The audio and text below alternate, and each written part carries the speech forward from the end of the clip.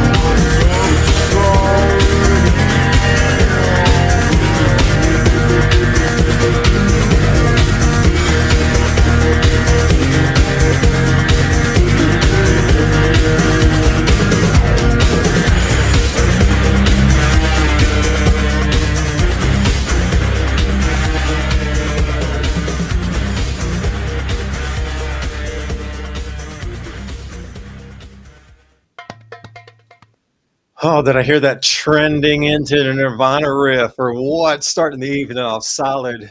If you're watching the introduction, David Dubine right here with Ransom Godwin tonight. It is, well, coming into the night. I can hear myself in an echo reverb, so I'm going to stop myself. Here we go again. We're coming into the season of manipulation. These last 2 months, they tell you eat as much as you can, buy as much as you can, spend as much as you can, consume as much as you can. But the other 10 months out of the year, they're like carbon credit, eat half, eat insects. We're mixed messaging, as we come into this season. So please know what's going on. Also, have you felt a little bit of amplified energies? Because this solar storm that came ripping through had ground level electricity, for a better term, on it. Those auroras came and hit the ground level events, is what they call them. So penetrated as far as it could with an electrical current from space down onto the crust, right here where you stand, right? That thing you're standing on. So if you feel a little more electric, maybe everything's electrified in the atmosphere. You notice your devices behaving strangely. Your phone's just kind of acting up. Your internet's acting up. Your computer's acting up. Can't get through to like a call service line. Their lines are acting up. It's all because everything's overcharged right now. There's a massive amount of electric current in the whole global electric circuit. So if things seem skizzy today or yesterday, that's because it was. So Ransom, thanks for joining me tonight. I was wondering what you saw down there in New Mexico. We saw sort of a pinkish haze here in Tennessee. It wasn't like wow, and you could only get it with a camera. All right, so it wasn't like wow, but if you had a camera, you can watch the whole event. It's weird. Right. You have a second set of eyes in the skies. Thank you for joining us tonight, everyone. We are in the year of change yet again. Happy 2026. Right. I don't know, man. Everything's Right. glitching out on me right here. There we go. See, you're a computer too. Say everybody. Well, it wasn't just the computer, but Restream, man. It just wigged out when I tried to go live there. I saw some comments saying we had like 3 live streams going. But 3 ransoms, triple the pleasure. right. Here we were below the camera line, and there were people that were saying that the sky was red, and they took a lot of pictures here, so that it was pretty bright. Colorado had it really good. We were expecting, a G5 last night, but they downgraded it to a G4. And then we didn't see anything last night, but the night before that, we actually did. We had red glowing skies here. But most of it you could really only see with the camera because we're below that camera line. But the real story with that is our magnetic field is collapsing. And it's been, I don't know how many times in the past year that the lower, or not the lower, but the at least 15 or more states you could see the northern lights, which is kind of a new thing for most people in their lifetime here. But it's going to get stranger if we keep getting more and more of those coming, because every time that hits, it blows off a little bit of what magnetic field is left. So although these can't, And I didn't mean to blow us off the screen there. Here we come back. right. This is the Enlil spiral. So if you're looking at the Yeah. event in real time going on here, this is what it would have looked like. Hold on, let me get this thing twisted over here. But you can see, come on now. See, again, my thing's acting up too. All right, so if we're going to look at the Enlil spiral, you can see where the green spike was. So that spike, and I'll bring it back over here. When you're talking about Zulu time, 4 hours difference in the 1, 2, UK, 3. but again, we had the time change. So right there, like 400 Zulu, which is about midnight as we turned into the next day from 11 to 12. So you can see the giant spike. Now I encourage you to look on the left side, and I'll kind of go slow a little bit. But watch how the CME had surrounded the Earth and just hit it really quickly. On the bottom, you look at the radial velocity. That's the speed coming in at kilometers per second there. So you know that's pretty fast. I've seen, when I think it was the 1986 event, it was like at 2,200. So it's not anywhere close to being off the chart like it was with the 86 event, where, that blacked out the entire Northeast power grid. So it was substantially higher than this. So just put it into context. But you can really see that thing go from 0 to 60, literally from 400 to 1,600. The solar wind increased 4 times faster in less than a day. You can see right there. 400 to Right. 1600s. That's a 4x. So if you're feeling energized, please understand that this is why. So, and then, so watch that back to the bottom left there, but Or sick. you, yeah, to see how it's coming out of, you can just watch that thing just blast out of there at full speed, and it was moving really quickly comparatively to others. And then that black is what you're looking at, the density there, and that's cubic centimeters of plasma in that, and that's energetic soup, for the best term, the fourth state of matter. It holds everything. Right. So here we are surrounded by it. Now it's not off the chart again when you're looking at the radial velocity. Black means like the speed, how fast it's going, and the density up top. There was that little tiny line right in here, but that's where it picks off at above 60. So they're pegging the chart on, like, in a cubic centimeter, how much can you squeeze in there in a cubic centimeter? So incredibly dense. So think about flour thrown into the air and it's just kind of drifting down. That might be like a 15 or something. But when you get up to 60 or even higher, it gets squeezed together. So as it hits, it actually has force with it. So that's why so many things got absolutely fried this week. And if you're feeling like you're part of that with your brain, your spiritual feelings, people around you, your electronic devices, the entire circuit got overly charged. Overly charged. Oh, I messed This that is the up. same thing that caused the power grid to go down in Spain, So now we had one of those just super rare events that took down the power grid in Spain. Field aligned current comes down from the ionosphere, another ground level event. And then this, just the last couple of days, we had that punch down on multiple places across the planet. Like, this is definitely a ramp up in this kind of event if you're looking at it. Yeah, I wanted you to check out this. Oh yeah, that's such a good one. Thank you for sending me that earlier. That's such a very clean understanding. Yeah, just imagine we keep getting hit by these, and right again now and again. our magnetic field is already collapsing. So every time, and I think it's probably lucky that was a cannibal there with the 1, 2, 3, because they kind of ate each other up, and we don't get like a full blast hitting the Earth because it's all hitting each other and bouncing around everywhere. But if you could imagine that, that was, what was it, an X5 that happened? Yeah, it was only an X5. Nothing about that. It was an X20 or something. Only an X5. That's pretty big. Like, this is going to take a while for Earth's magnetosphere to recover from. There you go. That's the X. But think about that. Since this already overcharged the circuits already, I mean, it is the highly charged planet right now. Like, a war could kick off. These kind of like angsty things are just amplified right now.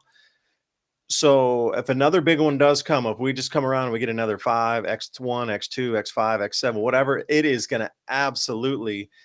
Well, oh, this one was one of my favorites that you sent me. Watch the density of this thing, and also the nanoteslas. Watch how they get incredibly excited into that dark red, where I mean, that's just like electric, like literally putting your finger in a light socket wherever it turned red. Oh, look at that. And most of it was over the ocean out in the Pacific, where you couldn't even see the tremendous like auroras coming down there. Like, a huge amount of the aurora visibility was not, it was over the Pacific. Like, ships would have seen it. But like, it wasn't over the United States, we'd be like, whoa, unbelievable, man. This is going to outrageous things have been happening. A lot of people around here, just everybody's sick. And I marked it. It happened right when we first started getting the first magnetic storm the other day. And just everybody sniffling, coughing, sneezing. I think, well, when it was up to 9, the KP index for quite a while. So that weakens immune system sometimes with some people. Other people, like you said, they think they feel energized. They are literally energized. No, I'm just saying, into that same thing Nikola Tesla was tapping into. Yeah, what happens though? There's no perpetual motion machines or amplification devices for magnetic field currents. Nope, nothing like that. Right. And I'm just wondering, because they've re-estimated the quarantine of it to probably a X80, which is really high. Usually we thought it was like an X40 or maybe a little above that. But if you can just imagine, the Earth is like a speck on that dark spot, and this is the amount of energy that's blowing out, and we're really lucky. That's a halo that's coming back at us. Like, what? We're so lucky that's flowing back on the. If you're looking at it this way, it'll be coming towards you. It's a halo event. It goes all around. That's insane. So if that's an X5, Just imagine what an X40 or above would look like on this same thing. It'd probably knock that sensor out. Yeah, let's see if we can go to Soho or SDO right now and pull that up. Had it up on my Solar Dynamics Observatory.nasa.gov. And if you Allow saw on me. the internet, people were freaking about, oh no, it's going to be a 5. That's the top one on the level. That's only because, they don't market past that. But with the scale that they have, there could be G6, 7, 8. We just don't do that. It just goes to 5 and it's bad. There it is. Boom, Look at that coronal hole monster. looking you right in the eye. Now, if you're going to notice that It's like a chicken. yeah, that sort of west limb over there, not really northwest, but west. Look, there's a whole um, new set of very twisted and oppositely magnetized sunspot group coming in there. So that looks like a very prime candidate for another giant flare, right in here. And if we we can look at that in different angstroms. So you can start to see how it's the coronal hole's that really dark piece in there, but look where all those other filaments are all up and down in on that gray. So those coolers or the filaments is like lava that rose to the top and is cooling down. Well, it's a filament of plasma that kind of rose up above and it's cooling down before it hits out through the corona there, and then it heats back up again, which is insane. How it's cooler down on the actual plasma surface of the sun than it is up the corona above the sun. So here's a different, these are just angstroms. Now, where you see that dark yellow or you see that very light yellow, those are the intertwining opposite polarity magnetic fields on there that are going to snap off and create another set of flares. Oh, was that a tornado on there? That might have been. Oh, that's a prominence. Check this one out. Oh, I can't make it Right. any bigger. No, Oh, I there. see it. There it is. Yeah. Yeah, that prominence. Solar tornadoes.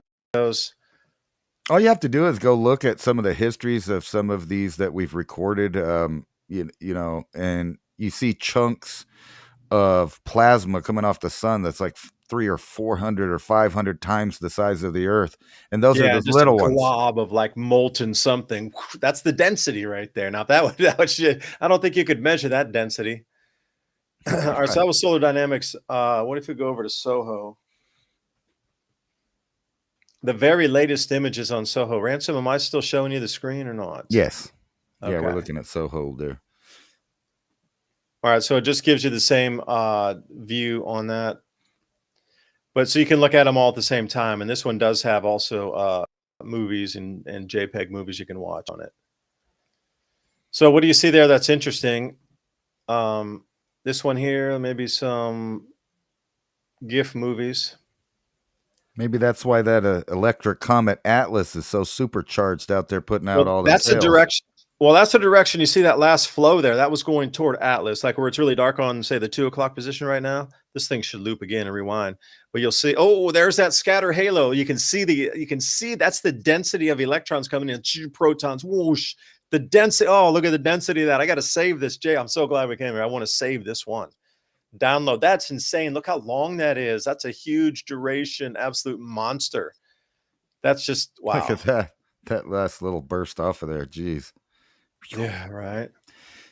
Hold on a Yeah, and second. these I are want to save relatively this. small in comparison to things that would really hurt the Earth. The real issue is the fact that our magnetic field is so compressed and collapsed right now. We're more vulnerable to this kind of stuff in real Yeah, ways let's just than go again. I'll show you. yeah. No, go ahead. See, I was just, yeah, the waves off are coming off. But Atlas is to that 2 o'clock position too. Whack! Look at that. That's really some of the highest I've Yeah. ever seen. And I've only been looking at this stuff for maybe like 15 years. Not a 30, 50, 100-year guy, but like, well over a decade, like way well over a decade. I've You see never seen that that density ever. It's usually like half of that. And about the most I've ever seen is like half of that. Look how long those streaks are. Damn, man. Usually right. they come out in all that fluff and fuzz and like staticky, but the long striations this time of that, wow. That's just like What really really unseen before. This kind of right. the needles in there. They look like needles of light. That it's something It's unique like we're one of seeing those old photographs that you would get that had all right of those there. markings on it, especially if you're taking pictures around radiation and stuff. You'd get that on the old film. Yeah, I know what you're talking about. Yeah. Oh, here's a good. Okay, so this one allows you to see Yeah. That first one that comes off like a missile, that's really the one that's drippy. Oh, there we go. There we get the halo coming off. Yeah, watch this to the right side. This is a head here, stereo ahead. Again, just the sheer and just raw. They're blasted, but Yeah. we're looking at it as we would be looking at Earth. So behind the occulting disc, just goes straight ahead. The Earth's in front of the sun from this view. The other view, we were looking at the sun from the Earth view, going this direction. Like that last one, we'd be looking at ourselves. But even out, this is on the back side of the sun going the other direction. It's called stereo ahead because it's ahead of what we see on half a rotation. You know what's This thing really too, it shows much wider blast patterns too. Like you notice that one came off there. It's not 2 o'clock. It would be the 10 o'clock position. There, so you can really see it coming out far there. Oh, one more time. Boosh. Yeah. All right, I'll stop you again. I get all like Get all excited there. nerdy on this stuff, man. I really do. Right. No, you know what's really remarkable I love that kind of stuff, man. is the fact that we're getting any interstellar objects at all. We're in the Milky Way. Everybody knows that. But what they don't know is in all of space that we've ever looked at, there's a giant void around the galaxies that we're nearest. So, in other words, the area that the Milky Way and Andromeda and that stuff, so Earth, where we're at, is one of the least dense areas of the universe. It's called the KP void or something like that. And it's really messing with scientists because they can't tell by looking out into space the exact expansion rate of the universe. They get two different answers because inside the void, the matter that's in there, because it's in a void of matter, is being attracted by gravity. So all of the galaxies and clusters are moving faster than the rest of the universe out towards the edge of the void. It's kind of like I'm sure you've heard the idea of the universe being a foam kind of medium, and there's little bubbles in that foam, and those bubbles are voids. There's relatively nothing in it compared to what's out there in other places of the universe. So the odds that we're just sitting out here kind of by ourselves next to another galaxy in this giant void, and yet still things are flying through, and moving around, and they can't even get a real comprehension of what's going on in the rest of the universe because we're at a different speed within the void. So everything's moving a lot faster where we live than it is in the rest of the universe, or as far as they can tell. Think about the density of that. If you were looking at density of, what you consider like energetic object, like really energy, like a photon or something that is light energy, an electron, these things, protons have weight and this sort of thing. So there's actually, you can measure them density.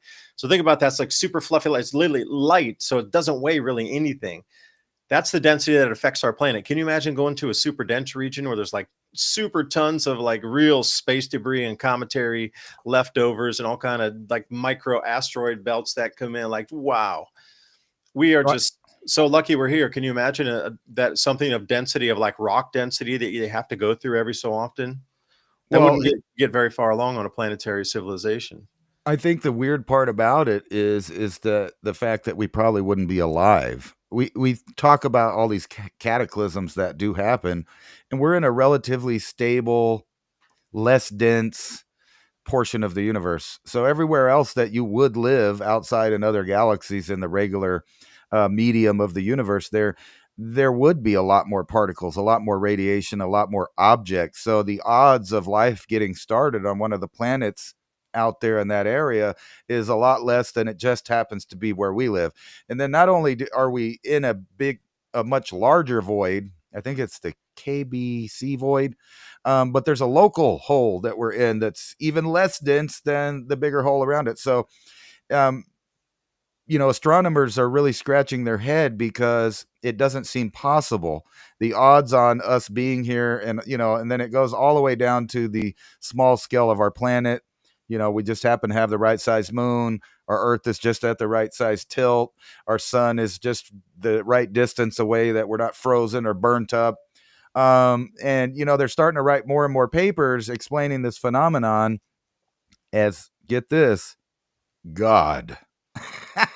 It's really Well, funny because the whole atheist ideas that have been coming out of science for decades and decades, is now finally coming to the conclusion that there must be some kind of master programmer, creator, or something for all of these variables to just so happen to be for us to be sitting on this rock at this time talking about it. as it should be, everything in good time. So here we are with some let me see if I can roll this out here.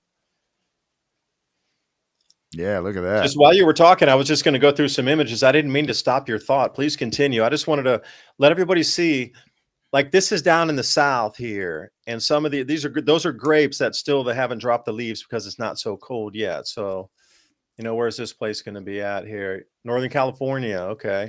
I So don't know that's good stuff. all the numbers, but they keep telling us here that it's record warm highs and stuff, and it's been freezing at night. I've had to cover up the tomatoes, and I usually do that every year. I cover up the patches of plants with like tarps overnight, and then it gets back to 70 degrees in the daytime, so I can prolong the plant growth and vegetable growth probably until December, until like we get a really hard winter storm or something. Um, but the fact that the snow is coming down all over the place and the ski resorts are getting extra giddy, it boggles my mind how they keep trying to tell me that I'm burning up when it's cold outside, or that the summer is so extreme that we've never had one before, when I grew up here and I know better. I mean, there it is, there's that camera line. Yeah, we were solidly in the Tennessee camera line, way down. I'm down here over in the east part, down over here. Yeah, it was actually a lot further than that on some of them that I saw. The camera Yeah, and line where's this went all the way down into New Mexico, and Yeah, people they were had them. getting a lot of good pictures of it. Yeah, and they had them all the way down into Georgia as well. And that's further south than we are, and that's happened several times before where they'll see a lot of aurora down in Georgia, like bigger, stronger ones, but we won't see them here. That looks like that's a fake one, Obviously. However, obviously. Oh, there we how go. That could be North Pole in Alaska. That's pretty trippy. if you're sitting down here in the lower latitudes and you look up and you see this stuff, Oh, you're uh, in trouble. um, well, it just shows you why people were putting so many weird things on the canyon walls. That Mhm. this has happened before, and like I was saying, it's so weird to a lot of people. They're out there talking about, this has never happened in our lifetime. We've never seen it. Blah blah blah. Well, you might actually get used to it, because the more the magnetic field collapses, lesser and lesser geomagnetic storms will reach further and further down to the lower latitudes. As Yeah, far so as optical, you know, things in the sky there. it's pretty trippy. It looks like that thing would almost, I wonder how you'd resonate with it, because if you're directly below that, you got to think that current flow is going straight down to the ground from there because that's not that high up.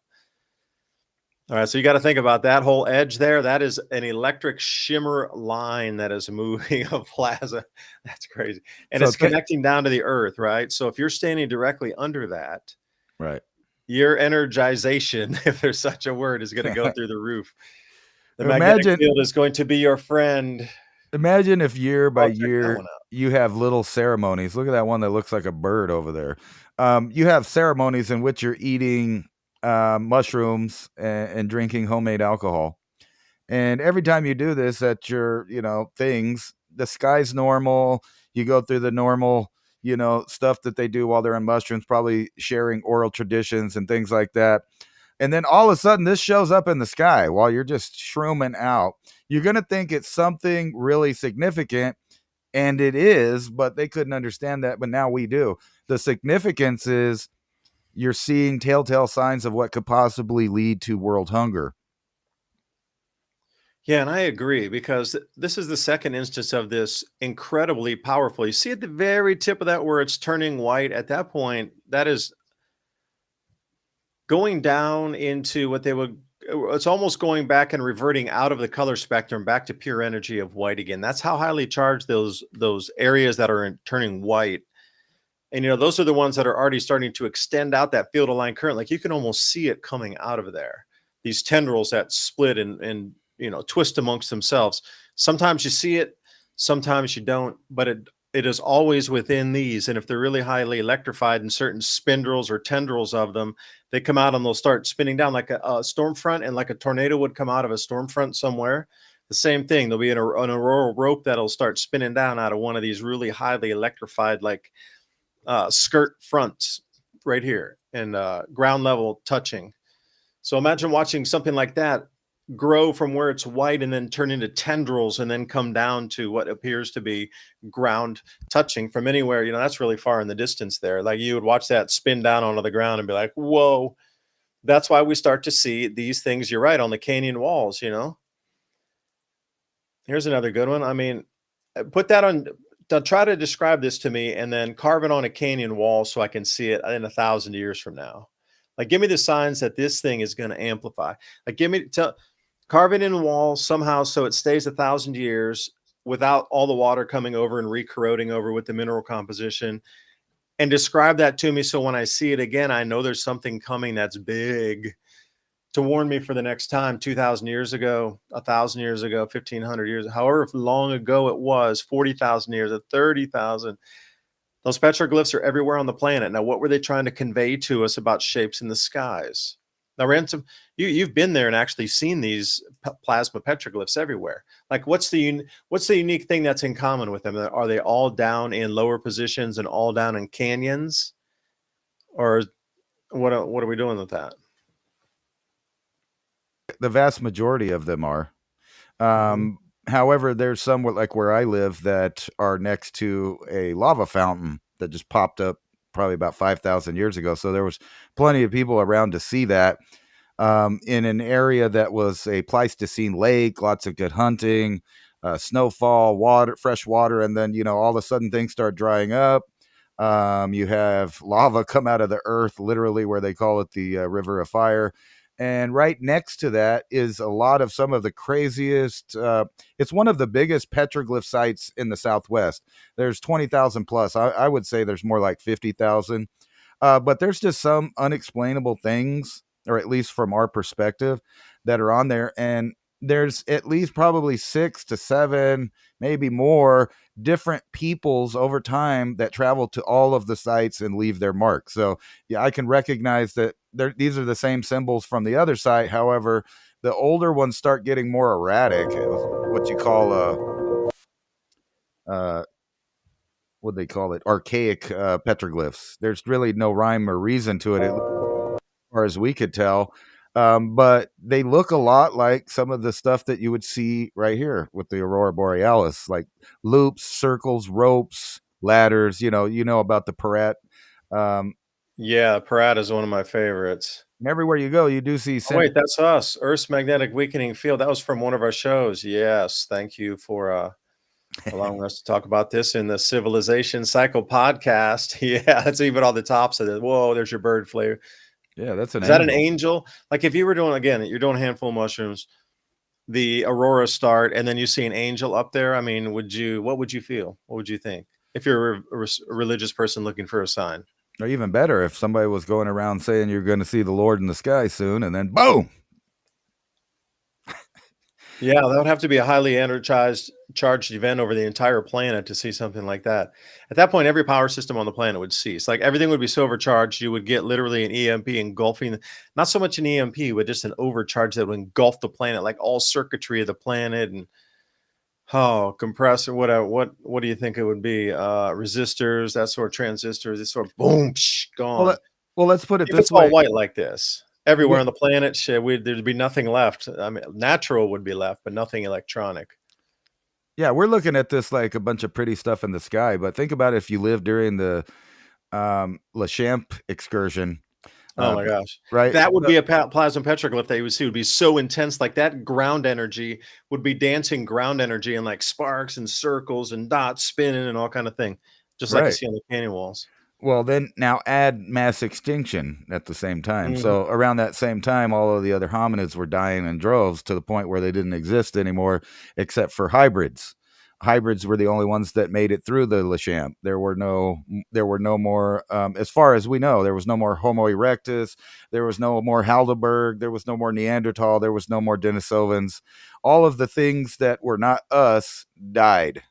I mean, literally just disappeared off the planet right That around makes that sense time. because, well, Ransom, it makes sense if it's too electrified and there's too much electricity coming in, like the biorhythms of the species that would be inundated by this massive amount of radiation coming in for a certain amount of time, days, weeks, months, years. The body, the physical body, is only set for a certain frequency and resonance. Like if you overcharge that, or if you undercharge that, the body just doesn't function. It's within a range. So if you go completely over that, it might be cool for a few days, but your So, but body can't handle like KP9 or KP10, or at these events that just like the size you're describing, like KP20s or 30s, right? Like you would be, how long could you last in that electrified environment?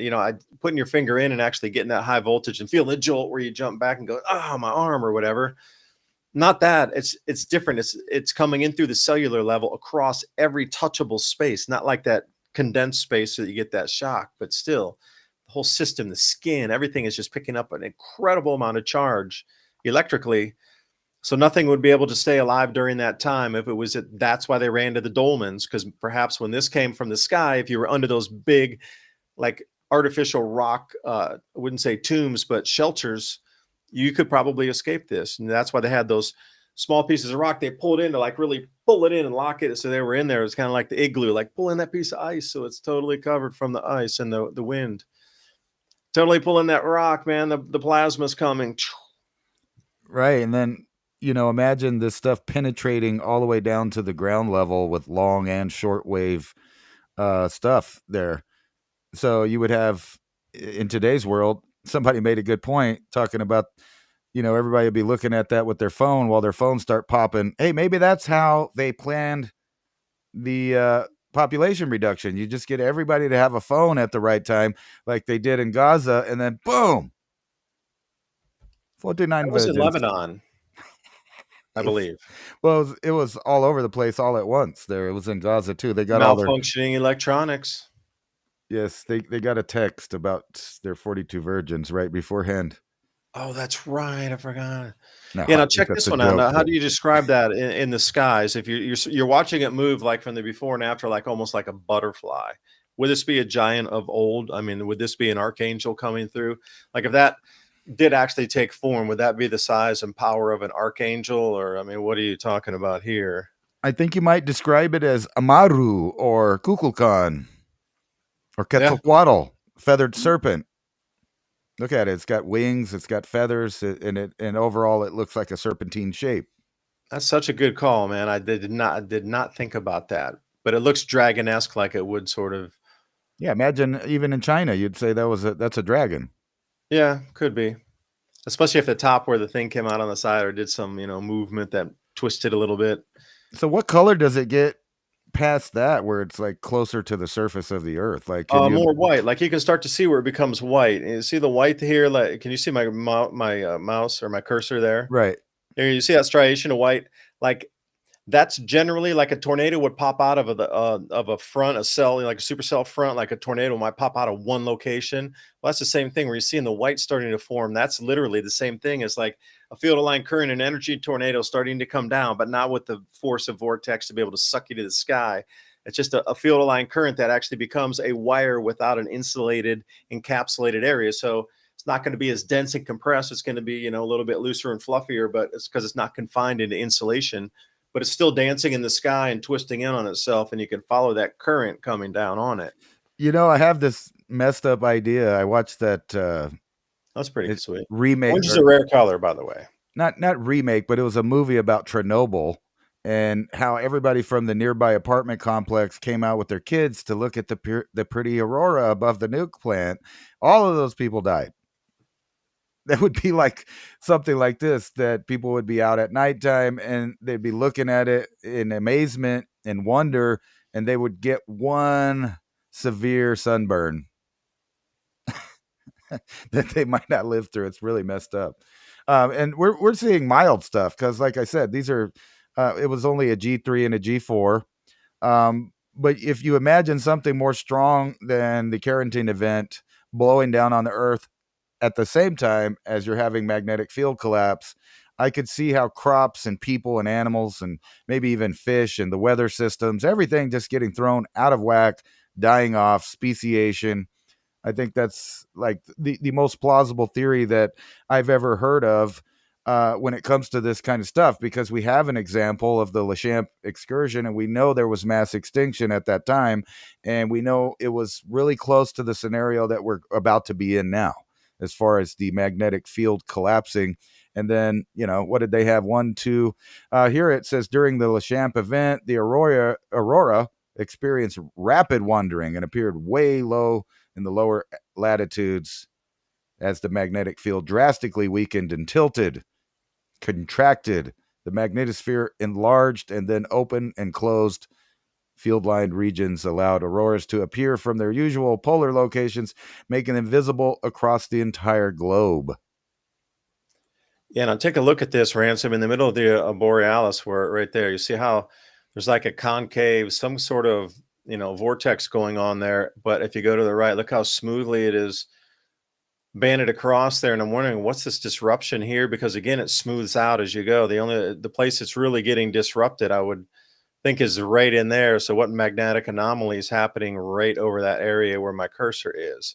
Because that would have to be the disturbance point to either like repel it, would have to be another strong magnetic force, Right. or a strong energetic emanating force to push it around, because it would go around that other like vortex that was already in place there. Just saying, just asking the questions, man. It's Thursday night. Do we have to get a magnetic map of the, the actual surface of the Earth, the field line, so we'll know where to go sit? Yeah, I can't pack your find a bags. We roll got to rope. go to Kansas because, it's not going to fry there this weekend. Or wherever Roll it's at. plasma rope. Steve's. So yeah, it's weird that you should be able to see this. It's a scientific term where these where these things come in on themselves. But why can't I find? Oh, Ransom. Oh, that's a decent one. Let me get. Oh, yeah. There's your almost picket fence that you were talking about earlier. Similar, but it's not. It's not the as holding hands people, and that particular petroglyph is found all over the Southwest, where you get this big long string of people holding hands. Now, a lot of people say that's just representing the tribes. However, I've seen literally, like this picture we're looking at here, where you could, with some imagination, see a bunch of people standing up there, maybe even think it's your ancestors. Hands like this. Yeah. How would you describe that? It's a wall. Like, it's funny. They have a Disney film that's pretty old called Brother Bear, and that's exactly what they say. And they're using the native folklore to put in that movie about their ancestors being in the sky in the Aurora Borealis. And you would see this right here. Look, holding hands. So why wouldn't, if someone told you, hey, that's our ancestors up there, why would you not believe them when you're seeing something you never see? and then there's somebody there that can explain it, and they know something is better than nothing. Because here's on the Tongue River, I guess. Yeah, that's it's magical. Over the planet, doesn't it?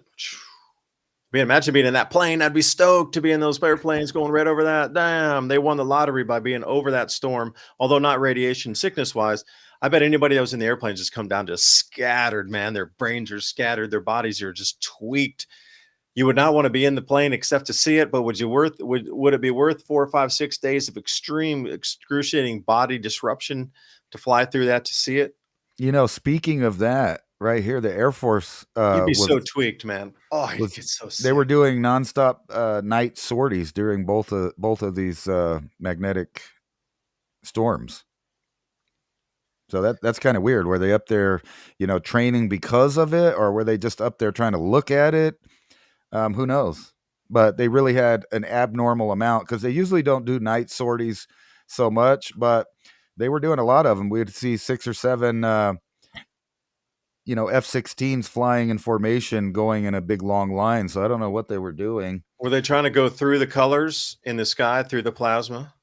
I doubt that, because like I said, we're way down here past the camera line. But I bet from their altitude that they could probably see more things going on, especially if you're using FLIR and other stuff.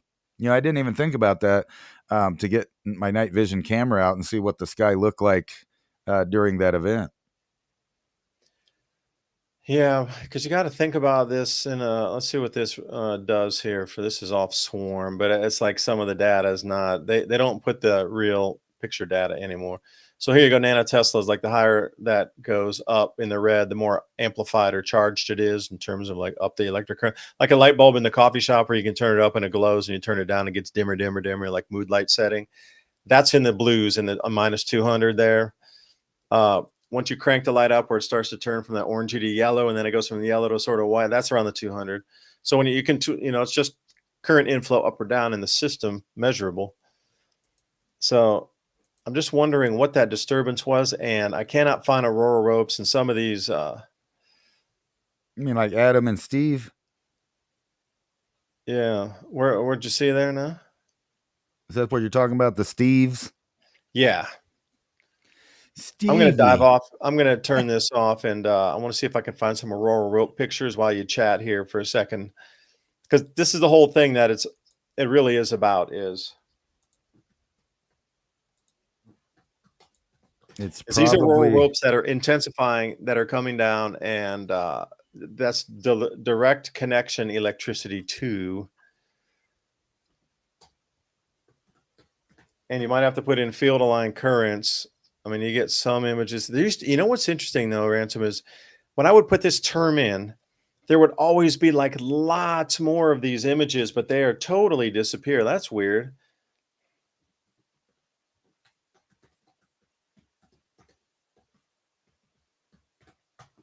I mean, they really did. There's far less of these images than there used to be.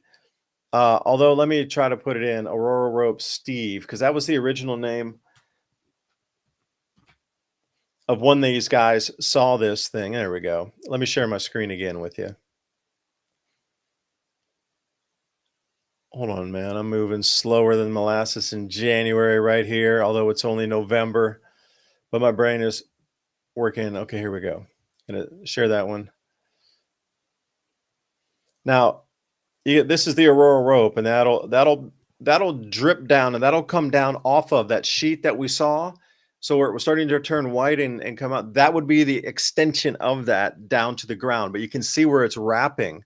So those are two different polarities wrapping amongst themselves, around themselves, creating a magnetic field and also a charge line. Now, if you were standing directly under where it touched, that would not be a good place to be.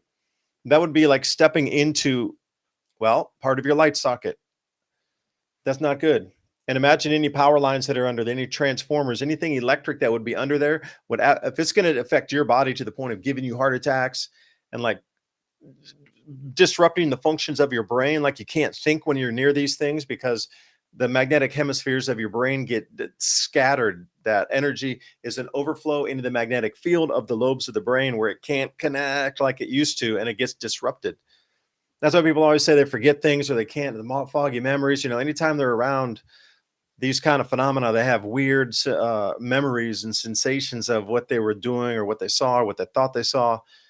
And then the electrification on it too, damaging any circuitry that this thing is under. Now you might go, okay, well, that's just one. Well, I get it is just one, but we only have one tornado sometimes too. But imagine the damage it does. Well, here's another one. And this, see how they start to wrap in on themselves? Now here's another one. Rare Steve. So you start to see how these two, each of the colorations is a different amplified amount of energy in it. So which one's going to be glowing hotter? Obviously, the whiter the pink one is, wrapping around something that was forming on itself. And I've seen this one before. Again, the lower extremity part or the lower part of that is more highly energized on the wrapping coil there. So it's already wrapped and started to energize through the flow here all the way back. And if I can find a couple more right here, again, you can see quite, I don't know how quite easily, but right down here, it starts to wrap. Like you can actually see the two different ropes, right kind of where my mouse is or where my cursor is. You can see that split where those two plasma currents that have wrapped themselves now have started to wrap in on themselves to create, well, that's an electric line without the insulation on it running through your neighborhood right there, coming down from the sky to the ground, but not that the voltage in it is not that, but it's definitely going to destroy some electronics when it comes down. And so here's the thing about this too. They're getting brighter and more intense. So we're getting the whole package of everything getting brighter, more intense. It's not just what we saw with the regular auroras and that sort of thing that happened in Spain, and now some electronics across the world are just scattered right now for these last few days. But these aurora ropes are starting to glow brighter. So Ransom, what kind of petroglyph do you think this would be here that you've seen? There is stuff like that that looks like ropes and stuff like that that have Yeah. no real, anthropomorphic shape. Like it's not an animal, it's not a man, but yet somebody bothered to draw it on there. And then the weird circles. You have circles, you have spheres, orbs, like that kind of stuff. So we really don't know what they were trying to depict. It just seems to align with certain things like plasma. Especially whenever you figure in the squatting man being everywhere around the world, the Pratt instability centipede thing, Oh you find that yeah. everywhere. And you know, I've seen DNA looking spinning helix type petroglyphs. No telling what that was. Maybe it was a representation of this. I don't really think that they knew about the double helix, so I kind of exclude that out of my mind. But what else could it be? It's something that they saw. Otherwise, they wouldn't be putting it. And then right down there below that one that you're showing, right below it, you get another one of those Picket fence. They holding. call it a picket fence here. That's Right. a classic picket fence. But what do you call it again? Well, The there's petroglyphs called villagers holding hands. yeah, the holding hands petroglyphs, and you see those everywhere. It's not just in the Americas either. It's just weird. This stuff. I'm looking for an aurora rope, and they keep tossing garbage up in here. That's weird. I could find one right here. Yeah, anyway, take it over there. Yeah, and as this gets more and more intense, then you have to think about what are the clouds, or not so much the cloud cells, but the peripheries of those cloud cells, the jet streams. What do you think is going to happen to jet streams during this time? Oh, no telling. Let's see here. Yeah, to think about putting heat into a water system, what do you think usually happens? Or what if you electrify water, an entire cloud layer? Oh, that's it right there. That's exactly the same thing. That's just one of many. Let's see here. Like I said, they're found all over the world. Here's another one with the Ant-Man holding hands. Maybe I can get a better picture at it. That might have been a small picture, but yeah, they're everywhere. You see this. Here's one in a circle formation. Here's some really old ones down here by where I live. Oh no, wait, that one says Hawaii. But you see the same kind of idea. And if you believed, and here's Well, one. there's a snake. Yeah, that could very well be one of those plasma ropes that has electrified to the point where it's wrapped in on itself, and now it's just a single rope, like we saw in some of the instances of the white ones. Right. So imagine if it was just highly electrified and it started doing this in the sky. That's that right there. It's exactly what that is. That's what I was saying. The holding hands thing is very common. And when you start thinking about stuff like this, it is conscious. No, they know that it is conscious. It's been. Well, if you just think about ancient peoples and what they believe. Now, I'm not saying that they were right or nothing, but all the way from like Akhenaten to others believe that you had to sun gaze in order to relay your prayers to the creator or the God. And if, let's say, and I don't want to hurt nobody's feelings, we know that our sun dies for 3 days on the southern crux in the sky, coming up here on the 22nd of December, and it stays in the same arc for the 22nd, the 23rd, and the 24th. And after 3 days, it's resurrected and it starts coming back and getting higher in the sky on the 25th. And when you intertwine, religions with real things that you see in the sky, it becomes much more powerful. In that way, you can literally say the Son of God dies on the cross for 3 days and then is resurrected on the 25th when we celebrate Christmas. And we all know pretty much that holiday is arranged in that spot mainly because people already celebrated the winter solstice for probably thousands of years before that. But specifically that, and then you have Passover, right? Passover, the day in the northern hemisphere when the sun passes directly overhead. All of these are tied to real events. But if you think about, God being the creator or whatever you want to call it, the programmer, the, whatever, you would think that the universe, right. You would think that these suns in an electric universe are of major importance, and the activity that happens on that sun is directly related to us, living here. And I think that's why, the world is abruptly changing their food stance, not just their geopolitical stance or who they're allied with, but where food goes where right now. Um, I've been seeing it everywhere. And that's why our government is trying to lock down major partners like India, by giving them, access to jobs, because we import a lot of stuff from India. So that's one of the main reasons. So we kind of did a buy-in, a currency exchange with Argentina. Basically, you could call it a bailout if you want, but it was more like a buy-in in stock to Argentina. And then, the week following that announcement, then we tell you that we're going to be buying a bunch of their beef. They leave out that we've been moving our train infrastructure to South America, on the west coast of South America, specifically from Peru, um, and Bolivia and Argentina. We're sending our engines, our engineers, the old engineers from the old style trains. Because if you live in the US, you know that we've never been on the train thing. We've never really built bullet trains or none of that stuff. We kind of just kept using the old style engine and transportation. But now that that can be driven by AI, literally, and all of the other transports are changing, um, the need for feeding people is becoming less of an importance for governments around the world. They're being able to. I might disagree. I'm going to say it's still got to be the most important because hungry people riot uncontrollably. So at least for now, while this number of people remains, that is going to be food priority for that. But as you can see with the digital rationing cards and the direction we're going, food's going to be tightly controlled. Right. Just saying, which dovetails right into what you were talking about. And would you trust, if there was a food shortage or a supply chain disruption, can you trust real human drivers to get there to the place that they're going, without getting robbed, or maybe making a deal with somebody, or maybe even just driving the food to a second seller on the black market and say that they got robbed? We know in the past couple of years that trains have been being robbed and trucks have been being robbed at an exponential rate.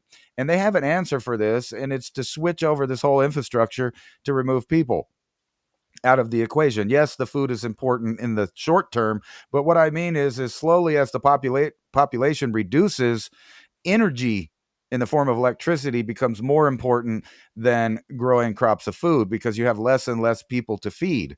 Now, if you think that these guys are That's it. altruistic and they're nice and they're planning a future with all of, 10 billion, 11 billion. No, they're not. They're planning it for a much smaller number, with a complete lockdown system that's controlled from the top down. And all of these services, especially the transport right here, they're going to be building this over in the United States and putting this here, according to them. So this is where was it? Norway, I think. But anyway, they're building it over here, and they're talking about how all of the other companies that were in competition, they're going bust, bankrupt, they're going out of business, which is consolidating the companies that control the AI and the devices that the AI runs down to a few companies. And those companies are major partners with governments, just like this is. And they're going to And be building this over here. but just before we head on break here, you have to realize this is the last try to capture humanity as our vibration is rising in the planetary. Our whole entire solar system is becoming more energized and just more vibratory, ascending as we come into this change in the sun. And also, it affects our planet here. Magnetic field is declining just tremendously. Changes on the sun. We're seeing it solar system wide. Every planet's having effects with its climate and everything else. Every planet. So it stems from the magnetism of the sun rising out in a different frequency field, literally not being woo-woo at all, but the frequency that was set for these systems to hold us in place for the last 200 years can't hold state anymore. The vibration, as you feel, the whole entire system is becoming more energized. Hence, that control system doesn't work. That's why they're setting up an entirely new one at breakneck speed, because they know if they don't get it in place, we're just going to hopscotch ahead in the frequency moving upward. And they're like, we missed that chance to grow. This is the last chance they have to try to lock down humanity, because our frequency, our vibration is rising out of that density or that iron thickness that they controlled with the evil. And we'll be back right after this break. Please support our sponsors. We've been told that tooth decay and gum disease are inevitable. But what if they're not? What if everything you've been taught about invasive treatments to restore your smile was a myth? As a bioterrain physician and herbalist with over 40 years experience, I'm well aware that teeth are living tissues that connect to every other part of the body. Your overall health starts in your mouth.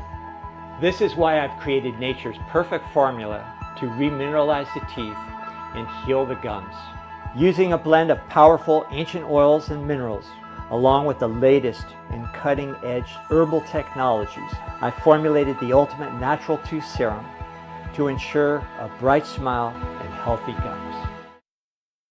This is not a toothpaste. It's a revolution for your teeth. Remineralize, strengthen teeth, all natural ingredients, essential oils, minerals, salts.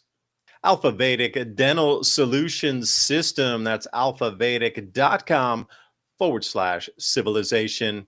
You know, we're always trying to bring you the best products here that we think will enhance your life, especially if supply chains break down further or if there's some disruption in our lives here. It seems in the news more and more possible, but hey, who knows? Maybe it's a mind game. But what is not is keeping your dental health up. And not a lot of people are talking about this. We always see the storable foods. But what about dental care during these same emergency situations?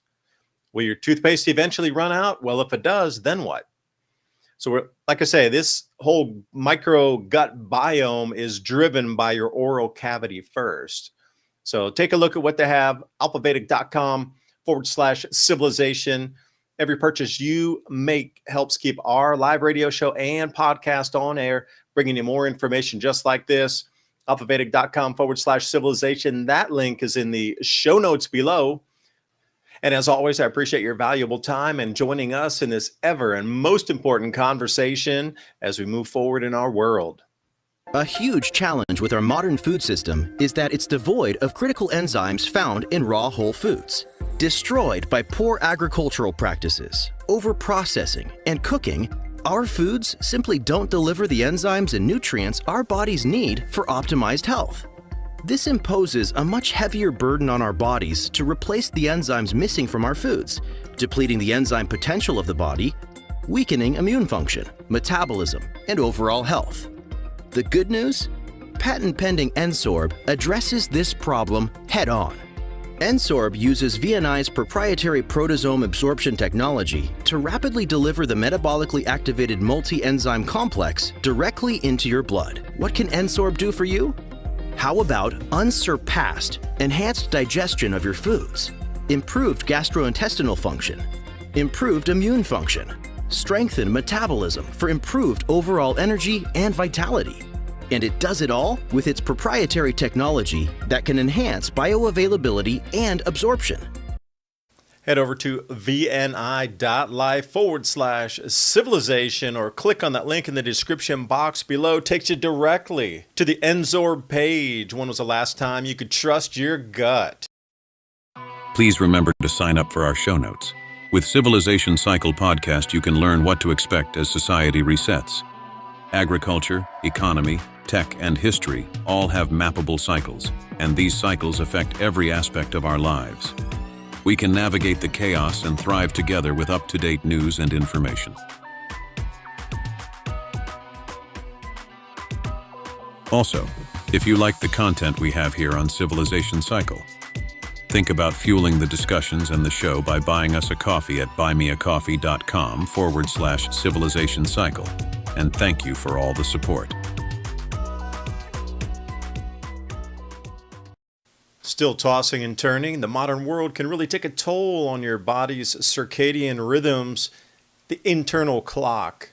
Hemp Lucid's sleep gummies use natural ingredients that are carefully balanced to help you drift off to sleep naturally and enjoy rejuvenating sleep all night long, all without habit-forming sedatives or melatonin. Curious about better sleep naturally? Check out these blueberry lemon sleep mushroom CBN gummies, reishi, lemon balm, valerian root, with full spectrum hemp extract that may support a sense of calm. Ready for a better night's sleep? Click on that link in the description box below. Hemp Lucid Blueberry Lemon Sleep Gummies. And we're back. And we're back. Thank you for joining us for the second hour here, right? The Mini Ice Age Conversations podcast. Ransom Godwin was right there. He disappeared. David Dubine also coming back second hour. I do want to thank Hemp Lucid for being a sponsor of our program. And they sent me these Focus gummies along with some other nootropics. There's another company called EZA that does a combined formula for it's better than CD it's choline, something like that, CDB choline. It's got I don't know, L-theanine and sort of different stuff in it, but it is laser focus. And then mixing it with these Focus gummies here, yeah, that just kind of gives you that drift of clarity and also creativity where you can just focus on the work and you just don't get distracted outside. That's pretty cool. The reason I bring that up is I want to thank Chase and those guys for supporting us because as I saw here to start the second hour, anything having to do with hemp or CBD is now going to be illegal as of the end of, well, there's different dates that they're supposing on it, but it's coming up quick. Like, this is what I didn't like, is they've built up an entire industry for 5 or 10, I'm going to say about 10 years, maybe longer, just like they did with Airbnb. They brought all these people up and had all these livelihoods and everything, and then they just crashed the market, completely crashed it. Like, people's livelihoods had been built into this. Their whole, lives for 10, 12, 15 years getting into this space, understanding, Maha, what are you doing? Like, just so many benefits with CBD and hemp oils and all the materials from hemp and like the oils for lubricants that we use through the ages and fiber. And there's like an enormous amount of things. Even the seed is a pure protein, like hemp hearts that you can get. You can order those on Amazon. Please use our link. But I just don't get it, how this is even possible in today's age. Because really the experimentation was going from one subset of, the hemp hearts, moving over into the building material part. Now, this is where it got really interesting is, if they could have got the oil out of it, you're thinking about growing the seediest bud you possibly can because you want to get the most incredible oil. So that's a biodiesel oil, but it's an oil that's not harmful. Like, get rid of the ethanol, man. Go to the diesel itself, but use hemp oil. I mean, we use that pre-World War II. There's so many known uses for this in the industrial space.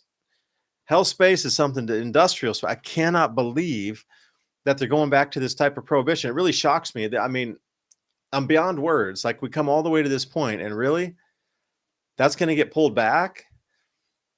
Something's very, very wrong here. And thank you for Hemp Lucid for supporting us. And the reason I tell you that is they have a 50% store-wide sale on every single product in their store right now.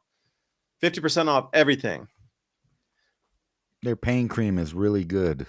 Yeah, it is. I got some hand cream here too. I wanted to show you this. Like, if you're coming up into wintertime, I can't get that to autofocus. I'm too close. Autofocus. There you go. There it is. It is so rich, creamy, and thick. Like, anywhere you got like windburn or something like that, chap, whatever it might be, this cream is amazing. So again, just in another year, this will be illegal to sell this. And I don't know about grandfathering it in. Like, yo, bro, I bought this when it was legal. Your hand cream's illegal.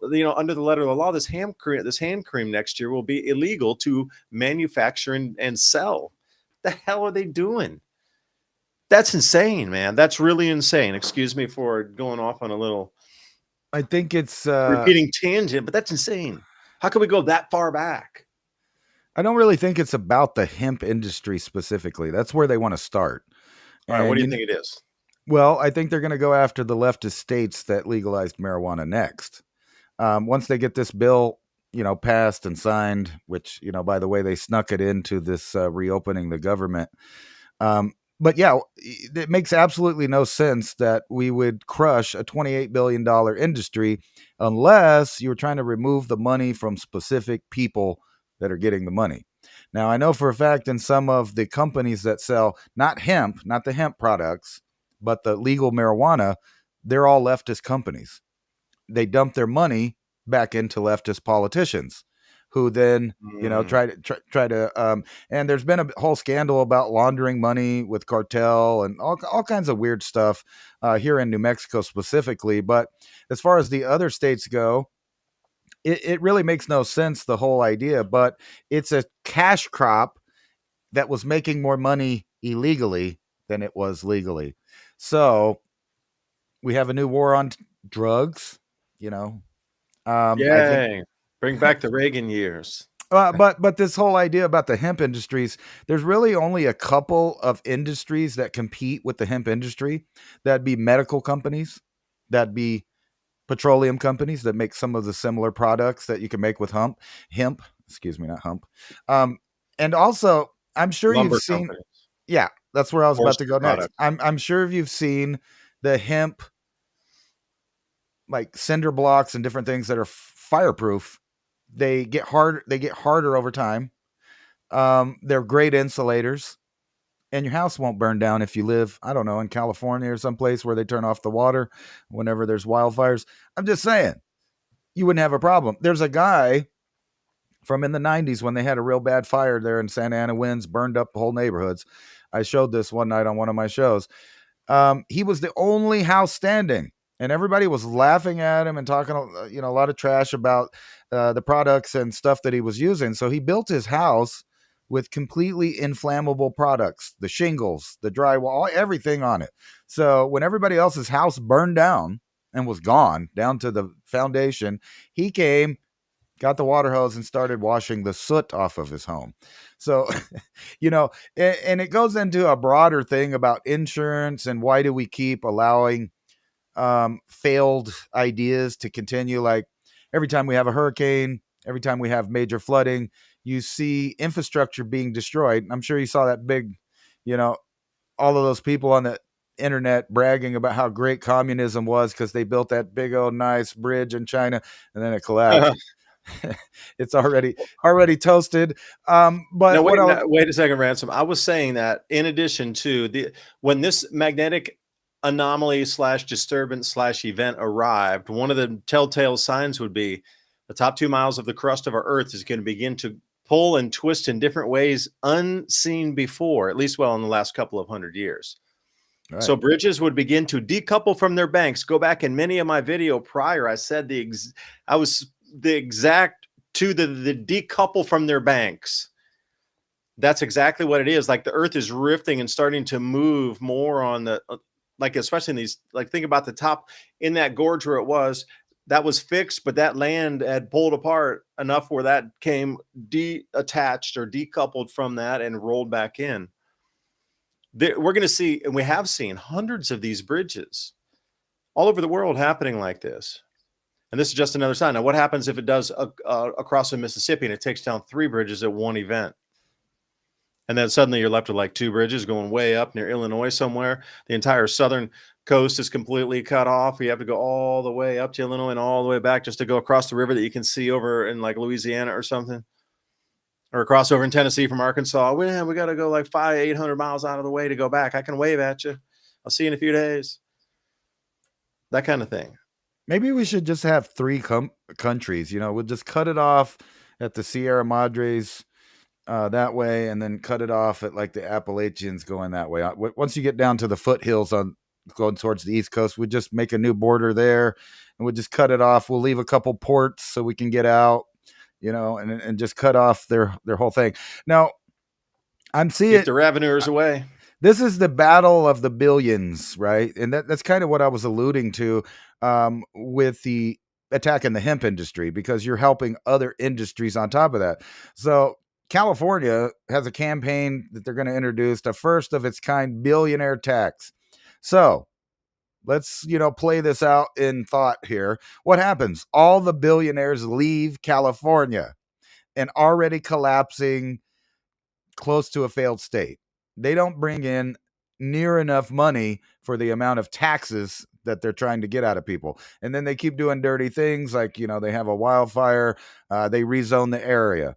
They have flooding, they rezone the area. What do? They kick out people In the upper middle class, that would be the people that run businesses, hire employees, those kind of things. Why would they stay if they're taxed to oblivion? They can't rebuild their homes or businesses.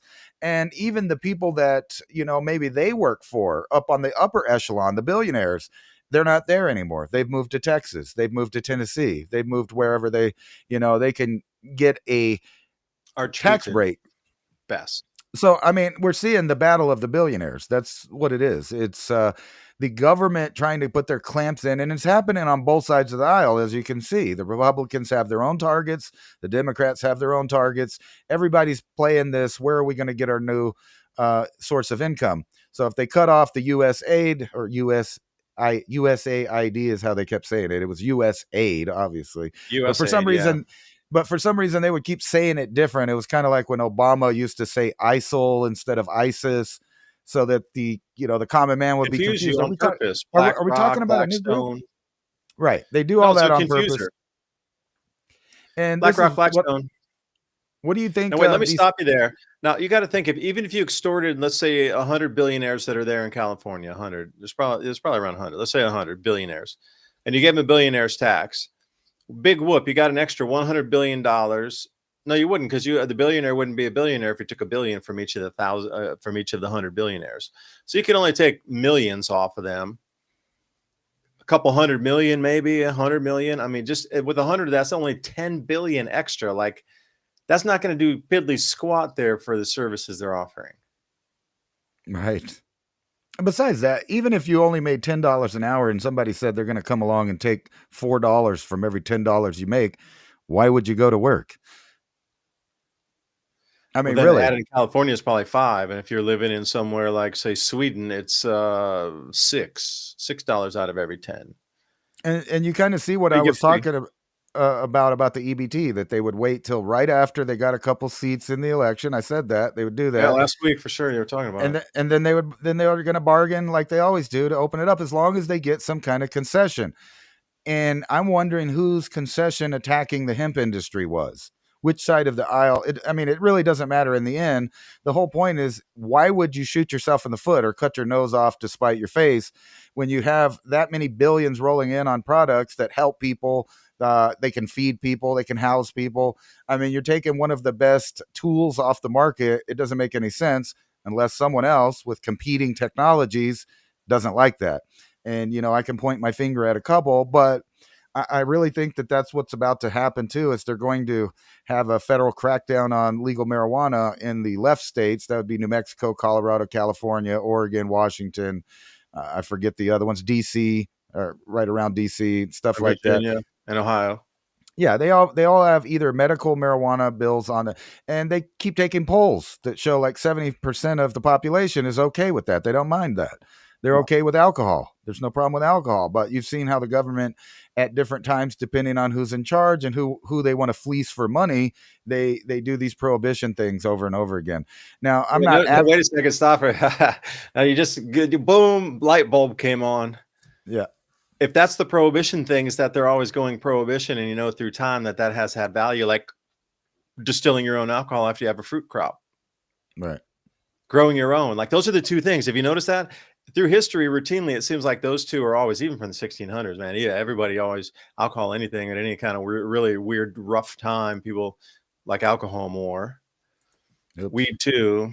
So think about that. But again, if the old rules apply, but now they have AI, now they have drones to like fly around and look through your roof and stuff. It's not like the old where you could like hide it somewhere. The dudes in Hawaii and New Grove, they used to actually put the trees in canopies up in the coconut trees, because the heat signature on the helicopters, they were looking down on the ground. They weren't looking in the tree canopy itself. So they disguised everything in the coconut canopy. So they had like, fields of coconut trees growing, and they would wire them together, and that's where they would grow inside the top. So when it could disguise some plants, but not like a super 1,000 plant, but that's the way they would get away with it at some places, is actually growing next to a plant that radiated hotter after sunset. Or no, you're never going to get rid of this stuff. Or instead of growing like 20 giant plants, you could grow 150 tiny plants and don't plant them till August. And then, you have these little tiny plants with a bunch of buds on it. Doesn't show up the same either. I'm just saying, I don't know that. It's just Yeah, an there's just idea. family I variety heard too. it. That's pretty cool. Anyway, I've it heard of seems something like that too. It's just all internet chatter. I can't really verify whether it's true or not because, again, don't believe everything you hear on the internet either. That's crazy. There's so much weirdness out there. well, I Discount found with purchases. vegetables. Let's just count vegetables. If you put a plant out late in the summer, because here we get 2 seasons if you do it right. Mm. The problem is with the first season, it gets so hot that the plants struggle with creating fruit and stuff till it cools off a little bit. But if you plant again in August, but by the time November rolls around, like right now, you're still having 70-degree days that things can continue to grow. Like I still have a couple chili plants, some tomatoes out there, some squash that are hanging on. We've had some, 35, 37 degrees. The couple of nights that it did freeze, I covered everything with tarps. It's fine the next day. And then you extend your growing season out. And I understand that's a lot harder in the upper latitudes because it gets cold faster, and you got until about daylight savings time to do that. And then once that hits, you got the short days coming around where it's dark at 5:30. But hey, I've been Let me, still harvesting this late in the year. can I throw a strange thought at you there? Like, think about how many greenhouses have been put out during this. I'm talking just in the United States. How much greenhouse infrastructure had been constructed and built into mega farms without the sunlight, impervious to any weather? Like, think about the amount of greenhouses built in the last 10 years just for this industry alone, in addition to regular agriculture. So, going on to the robotic theme of things, would it be easier to train a robot to go in a field of dirt where it rains, it's muddy, or would it be easier to train a robot to be in a pre-existing facility that just got raided or put out of business? Because a greenhouse is a greenhouse. You can tweak the water system and nutrient content and soil medium, whatever you like, for any plant. But the space is there. The watering system's there. The lights are there to grow any plant at all. You just need to tweak it a little bit. And with the different types of programmable LEDs these days, you can get that nanometer wavelength to anywhere you want it for any species. Right? So imagine if they put all this out of business, how many pennies on the dollar greenhouses will be for sale. Like, you got to think, if you're going to substitute part of a food source, because like you said, it gets too late. There's the anomalies. There's jet streams are weird. The aurora coming down, electrified atmosphere. Nothing is said. Now it's 95 degrees on January 1st, but July 1st it's below freezing again. It's back down to 22 degrees in July. Like you get those types of twists. Year without a summer type things, volcanic eruptions. You're going to want the greenhouses. Like, there is just a staggering amount of greenhouses out there. Staggeringly. How many hundreds of millions of square feet of greenhouse do you think we have here in the U.S. just because of the hemp industry? A lot. Yeah. There's a lot of them. That's the majority of the way that they grow things here in the Southwest, obviously, because it gets too hot and too dry, and then you have pests and stuff. So it's a lot easier to grow in these big grow buildings. There's one literally right down the street from me, and it glows at night. And this might be, the future of the way things are in a low magnetic field. And not only that, I was going to ask you what your thoughts are on this. Let me see here. Yeah, they're going to steal those people's greenhouses. Damn, you shysters. That's low. It's seedy. It's like evil. That's what it is. Right, These people put their life savings into a thing that was supposed to be stable from this point forward, tricked them into using their life savings to start these businesses, and then you pull that out from under them. There's really, evil is such a light word to use for that. I mean, I don't think there are enough words in all languages on the planet to describe that level of depravity, and just, it's hard to even describe it using words. How just that's something that should not exist in this dimensional plane in the human domain. That is outside a different dimensional realm of that sort of interaction that just has. They broke through the chrysalis somehow, and something escaped in here and broke in. Well, think about it this way. The majority of commercial real estate and houses are being sold to corporations, not to individual people or small companies. So, where do you think all those greenhouses will go? And, I don't know, would you think maybe there might be government subsidies to grow specific crops in there afterwards? Considering that we're about to have a grain and food warfare uh, through the economy. Like I keep popping this thing up. China's purchase of U.S. soybeans You can protect. stops, right? And then this idea: if you have a low magnetic field and you're having burps off the sun every so often that start destroying power plants and starting fires and stuff, it might be easy to just sneak in a little particle beam attack at the same time there and start fires. I don't know. What have we seen in the past 5 years just go up in flames? Chicken plants, pork plants, beef plants, the beef out in the Potato. field itself. Yeah, the potato plant burnt down. Like, dude, potatoes smother stuff. Like, yeah, the potato plant burnt. Well, like, you're talking hundreds and hundreds of tons of potatoes got burned so bad everything turned into ash. Like, how do you get a potato to turn into ash, let alone hundreds of tons of potatoes to turn into ash? Like, something's off. Right. And everybody was arguing about green lasers from space. This is way beyond that. This is literally being able to, magnify. It's like a magnifying glass on ants. You don't know which satellite holds it. You don't know when it's coming over exactly. And then it just takes a couple milliseconds to beam something down to the ground to start a fire. And we've been doing this this is the whole funny thing is there have been a lot of people arguing online about whether or not, countries are capable of shooting a laser or a microwave beam to start a fire. In the early 90s, the U.S. military was bragging that we could melt a motor block in an enemy's vehicle from a C-130. Now, those were obsolete systems. Now this kind of technology is being played with by the local universities. So you can imagine what Big Brother and other governments around the world have hidden. And now they're starting to brag about it. And they might be starting to brag about it as a bluff on one end or maybe a real threat on the other end. Because I read a paper from the Air Force Times, I believe it was. It's got to be going on about 7-8 years ago, where it talked about that they were converting the Air Force into concentrating on particle beams, particle weapons, lasers, microwave beams, and putting it mounted on vehicles, trains, planes, and automobiles. So it's not like they haven't been doing this. And now, you have stuff like people arguing online about conspiracy theories about fires and stuff. And I ran into this the other day. Well, wait a second. You're Wrong talking, button. that's a delivery system that's at the speed of light, non-detectable. A laser or some sort of particle beam like that, you're moving at the speed of light, non-detectable. So Yeah, imagine the weapon system advantage on that thing. Like, it's already like, whoosh. It's like, forget about these ideas like HARP and stuff like that. There's way The more missiles and advanced things. stuff going on. And I had a whole big argument with Grok the other day. Like, so I spent an hour and a half talking to Grok. There was a picture from the border. You got into it with them with the Right. computer. Well, it was, I did it for kind of proof at how biased all of them are. So you could have went to Chat GPT and it would have been worse, or some of the others.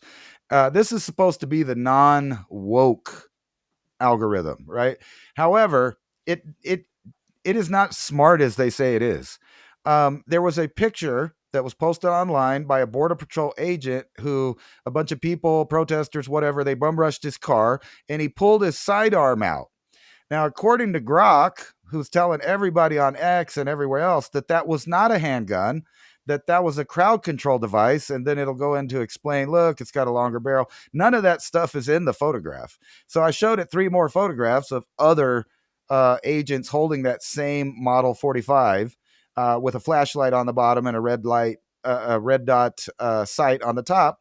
And it argued and kept telling me I was incorrect. I don't see what my lying eyes are telling me, that picture is not that of a gun pointed, but it's a less lethal. So that's just a minor topic. So you can imagine that if we go to, start talking about events that happened or other conspiracy theories out there, that you are not going to get a non-biased answer. You're going to get the establishment answer whatever that may be. So you can't trust these things, and people are going out of their way to put their trust in it. And then I keep seeing articles one after the other where these companies have had to publicly expose basically the chat history that people are having with it. So people are finding out, all of this private information because people are, volunteering that. So I guess I lost connection. I'm not sure. Let me check the chat. I'm still here. I'm still here. Am I still here? I am still here. Is it me? No, it is you. No, see, yeah, you're still here. I'm here. Yeah, I don't. Everybody's here, man. Smoke them if you got them.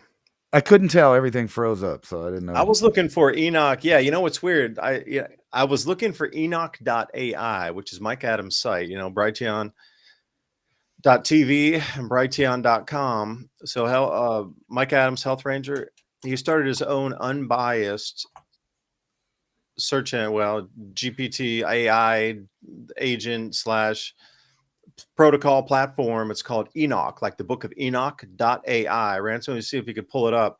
But when I put that in my computer, that's when everything just slowed down with our conversations. You were asking, are you Bell in line? I just tried to put in Enoch.ai and it tweaked my computer, which is interesting.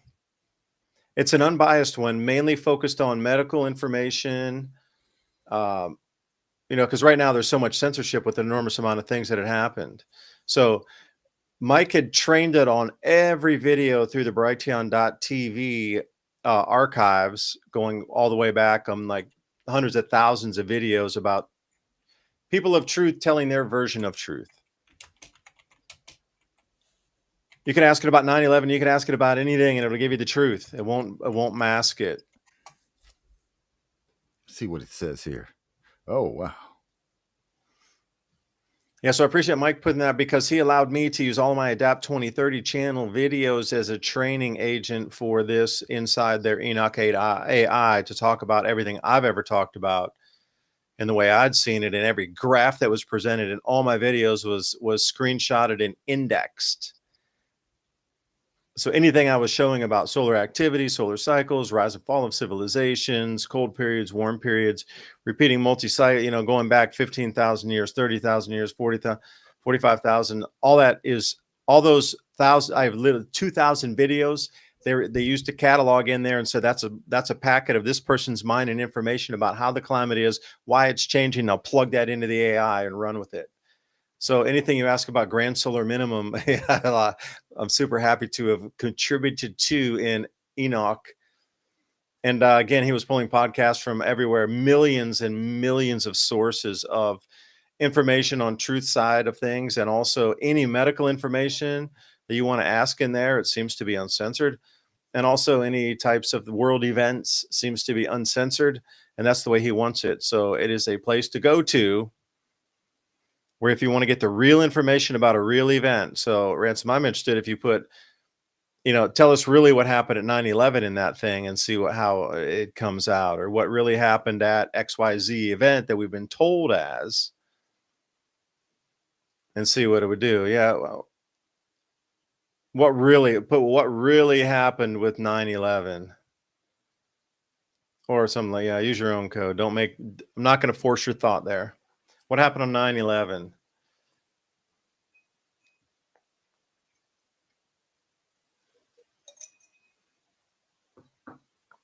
Let's see what happens here.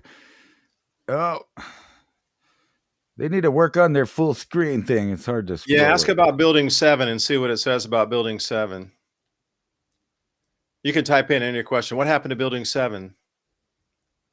All right. What happened to Building 7? Yeah, we'll see how true this is. Mike, don't let us down with this. That was a building that was not remotely close to either tower, and they said pull it, and then when it came down in one of those controlled demolition explosion, very similar looking type of events. Official narratives. Yeah, just by scanning that, I saw a bunch of stuff. Lack of fires, lack of plane. Yeah, right. According to the 9/11, commission here, it collapsed due to fires on several floors. But that was the rewrite. If you read the rewrite, there was none. When you saw that live feed, and I'd seen a ton of videos, just smoke coming out of the windows. There was no like visible flame. It was like really fires trying to maybe get going in there, but they didn't have enough oxygen. It was just like that black smoke pouring out, like carpet and stuff smoldering, whatever. There was no visible flame coming out of there. Well, Which not is only it. that, they had a countdown there. They said it collapsed live on TV before it collapsed.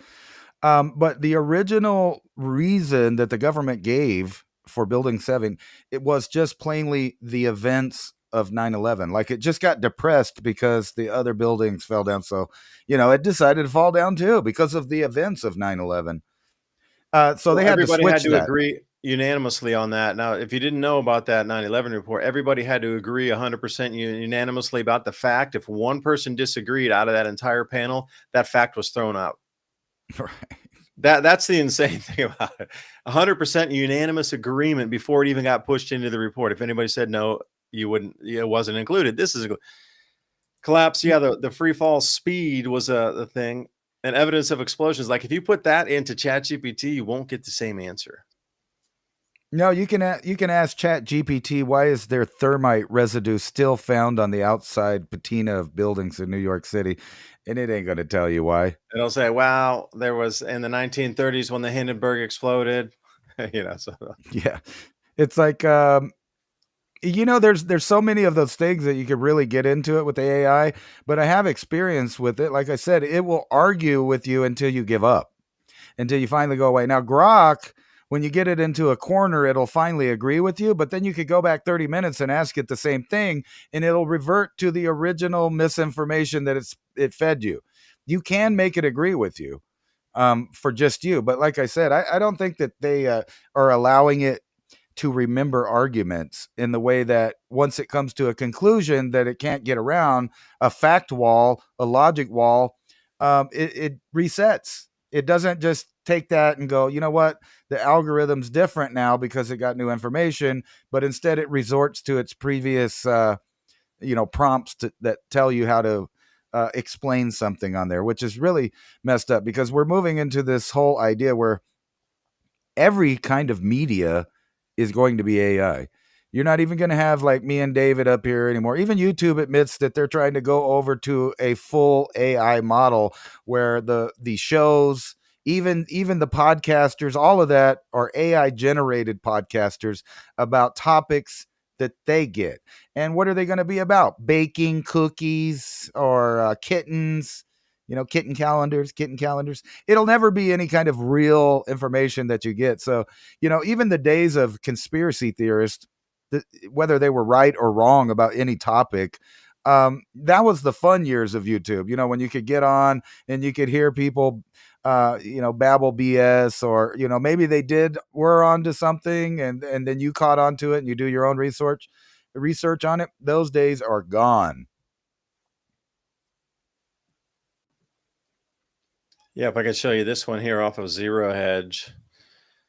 So if you're looking at what's going to be going on around the country, now this is just hit first with this power provider in the Northeast. There's a couple of them that are overlapping in.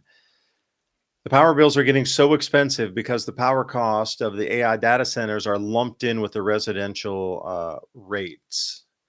So they should have their own class and their own category of usage and build out and billing by the megawatt. It should be in its own class, but it's still mixed in with just the general public. So the amount of money that's needed to build out the new infrastructure for the AI data centers is now being absorbed by the public because that thing and the behemoth is included with the public. So everybody in unison all needs to pay more for rollout of, new power lines, new substations, new transformers, etc. Combined, a socialized cost of that. So everybody's power bills are going up tremendously, but it's to pay for the data centers. And this is what they're arguing. It's like, yo, you need to pull that over in its own subcategory. And if they're going to get that much infrastructure in, they need to get their taxes raised tremendously to pay for their own infrastructure that they're going to be putting in and using. They're just raising the power bills for everybody else on the auction itself and actually on the infrastructure, using the taxes from part of the bills for build out in new infrastructure, which has nothing to do with the public. That new infrastructure goes straight only for AI here. And then Pennsylvania abandons regional carbon trading market. Why do you think they need to do that? Well, they need to go back to gas power and find it from somewhere else and pull it in at breakneck speed. PJM's one of those ones that I kept warning about and talking about during the cold last year when that super freeze came down, because their lines they're completely stretched. I mean, over maximum, max plus over capacity right now. Any trip or break off in that, like let's say one of the smaller grids go down, like TVA, if it got disconnected because of ice storms or something, they couldn't hold that because there's a lot of power coming up from our TVA to supplement them. And if one little section were to go down, it would take down and brown out all of it, because it would suddenly be at a very deep deficit, because they're pulling power in from everywhere else, which is making my TVA charge me more money, because these guys are running data centers up near DC and in Virginia, and they're pulling from our TVA power source. They're paying anything on auction. They're getting record prices for megawatts, and then they're passing that cost along to us, and it's so ridiculous. Even me, I'm not even in Virginia, but I'm paying for somebody's Virginia data center because our rates keep going up. And I can see it because it's right next door to where we are. So they did have a carbon credit, carbon capture storage scheme, but people are pulling out of that because now they need to get around some of these climate policies, because they really need the power, or else they're going to collapse. Like, they can play all they want, fairy dust and whatever else, pretending that renewables are going to do it, but they're coming right back on and go, you know what, all those commitments we made not to do so, we need to keep our people from riding on us, so we're going to give them power, we're going to let them eat, and we're going to heat the home. But you know what, we need it more for the data centers. Actually, just tell them that's the excuse. Turn it back on. We need to ramp these gas generators back up because the data centers need the power. Like, everything you knew about renewable power is bullshit. Seriously. They faked us out the whole way, telling us renewables. They took all those gas power plants off, mothballed them, and now when they bring them back on, the AI data centers buy them for pennies on the dollar, and they got their own private power station online for them exclusively. That's insane too, the way this whole thing is operating, how they tricked us into renewables, leaving the infrastructure still there, just barely usable. And now, data centers come in and go, we'll buy the whole station. By the way, we need to hire all these people. Oh, we're going to give you tons of new jobs to work at the power station. All that power right to the data center. They might squeak off a line or something off to, Maybe that's why they're building all these data centers and power centers right next to where they have all the greenhouses you were talking about earlier. You said, what would it take? Well, you'd have to have a lot of power for the lights to grow things, the automation to move things around, and the robots to take care of it. And then, next door, you got a data processing center that uses a bunch of that same energy. And yeah, you're going to be asked out of being able to. I imagine they're going to start rationing, like they did in California and other places, the power grid, and they're going to tell you it's because of this, that, and the other thing, but it's really because they're using it. So that means you need battery powered backup systems like EcoFlow, or what's the other one? The orange one, Jackery. That's another one. Like any of those battery systems, is that what you're going to resort to? Is you're going to have a wall of battery bank of 2 kilowatt batteries going up and down your walls from, like, what's that? Whatever company that might be.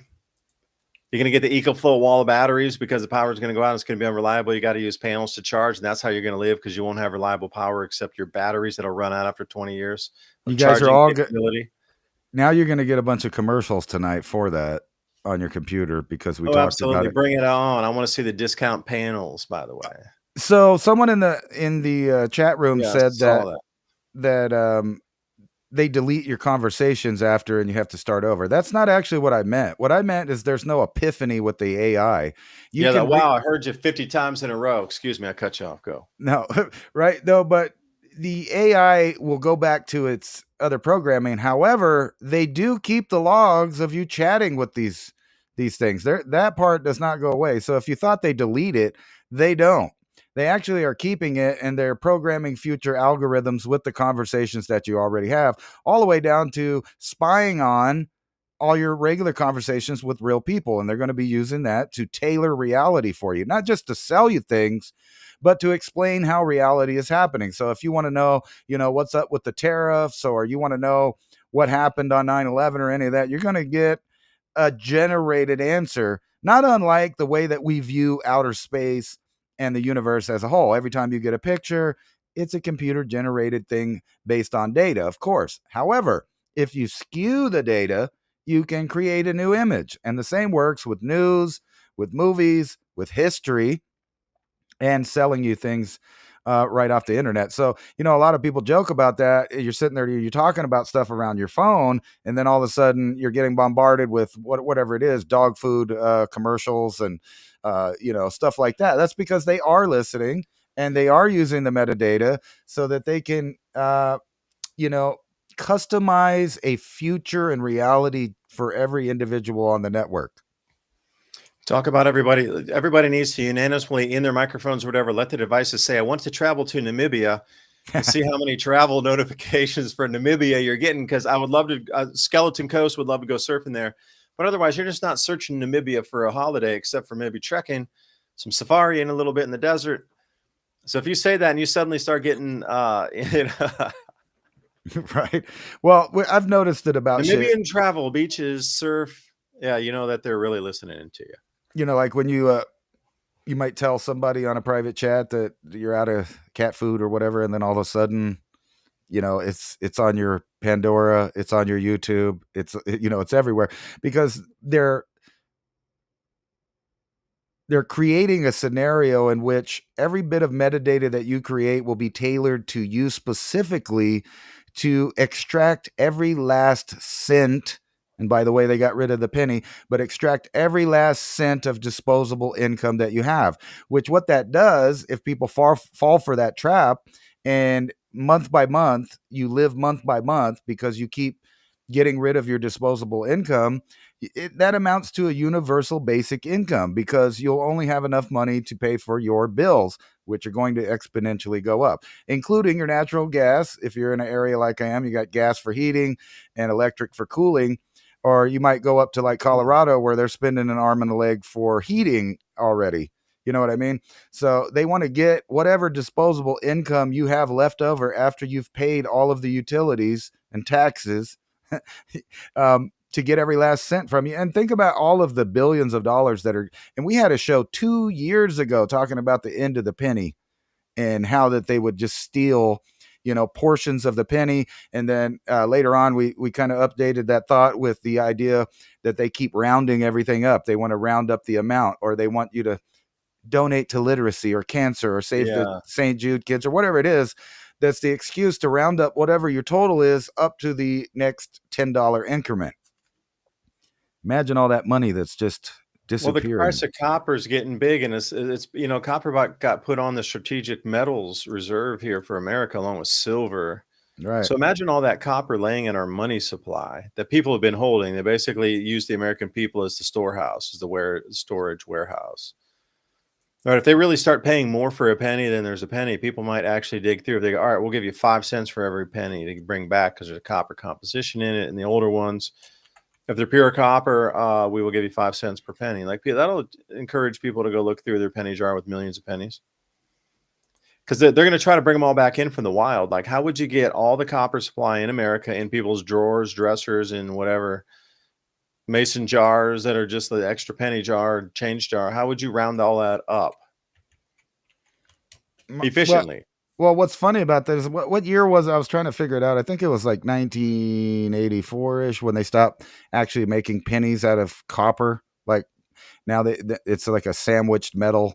So they kind of already knew that the trends would go that way because they were trying to save money on it right now. And I heard that they have been losing supposedly $88 billion using pennies, and that's their excuse for getting rid of the pennies.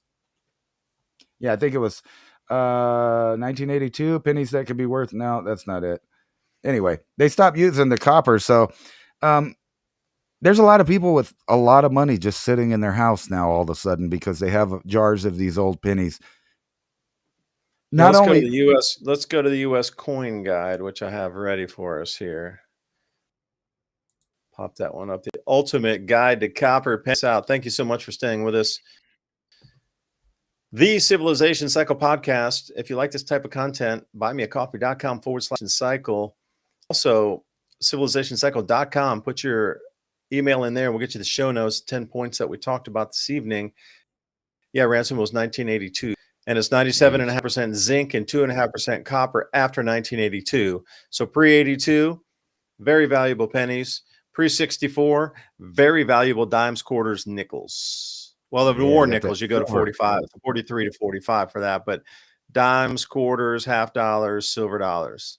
But the war nickels had the silver and the war nickels. What does the government do when everybody just keeps all of their change from now on and doesn't even use it?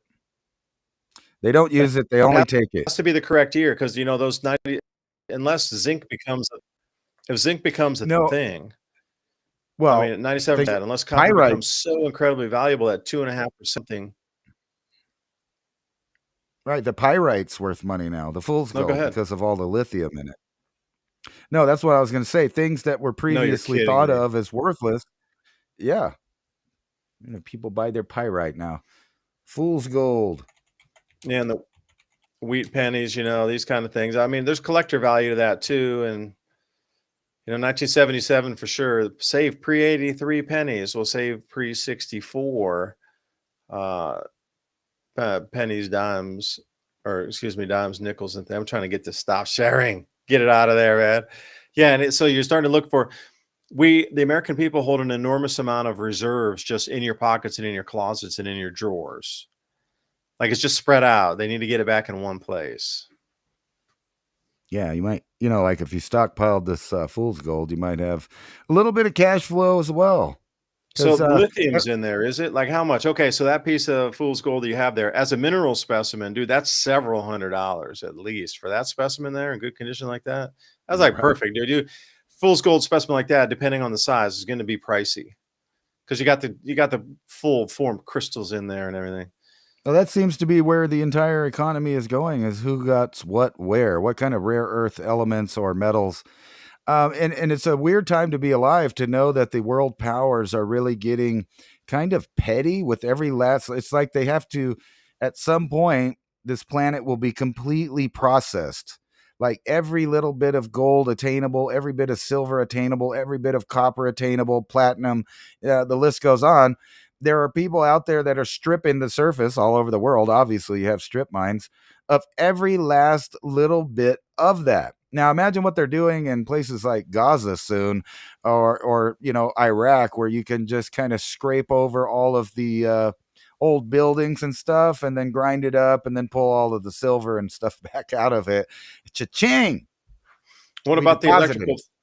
Well, what about the electrical flow disruption in the crust during this pit mining that you're talking about? So, you know, you got to think of our Earth as a homogeneous entity that had formed in a certain electrical field and electrical state. So those atoms, what you call metal, you know, monatomic, whatever it is, you know, pretty much, is bound together in the veins across or mixed equally with the other substrate across our planet in the crust. Like it was put there electrically during whatever event occurred last time to get it to coalesce at that particular what it was.